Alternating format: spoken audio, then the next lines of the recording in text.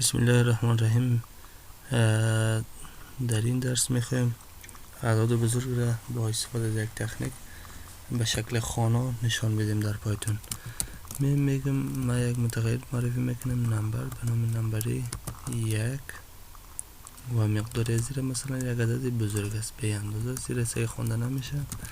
نمبر دو متغیر بعدی است به اندازه عدد بزرگ است.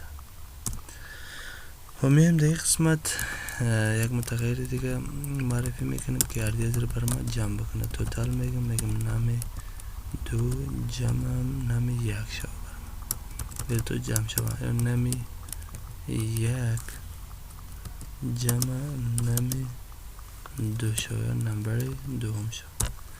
و در این قسمت رو پرنت میکنم بر ما توتال را پرنت بکنه بر ما و شیفت F10 میگیریم. در این قسمت ببینید اینجا بر ما عدد را نشان داده به این اندازه.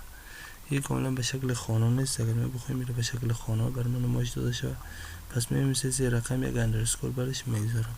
شیفت همراه یه چیز میگیرم یه اندرسکور بر ما شود و در این قسمت هم یک اندرسکور برش میگذارم. با مدل سه رقم دیگه عدد بعدی هم یک اندرسکور میگذارم و سه رقم بعدی عدد بعدی را هم اندرسکور میگذارم و یه هم یک اندرسکور برش دادم. و میایم در این قسمت دوباره پرنت میگیرم با کمی تفاوت میگم F کوتشن و در این قسمت از قوس بزرگ استفاده میکنم نشته میکنم توتال بعد از توتال برای ما به شکل کامه باید ایزاش شود. این مفهومش همه را ارائه میکنه. این حالی مگری را پرنت بگیرم به شکل خوبشتر برای ما پرنت سیگن سی رقم به شکل کامه برای ما پرنت داده. عددهای بزرگ هم میتونیم به شکل کاملا خوانا. این خوانا نیست ولی خوانا است. میتونیم به شکل درسته خوانا به شکل خوانا داشته باشیم.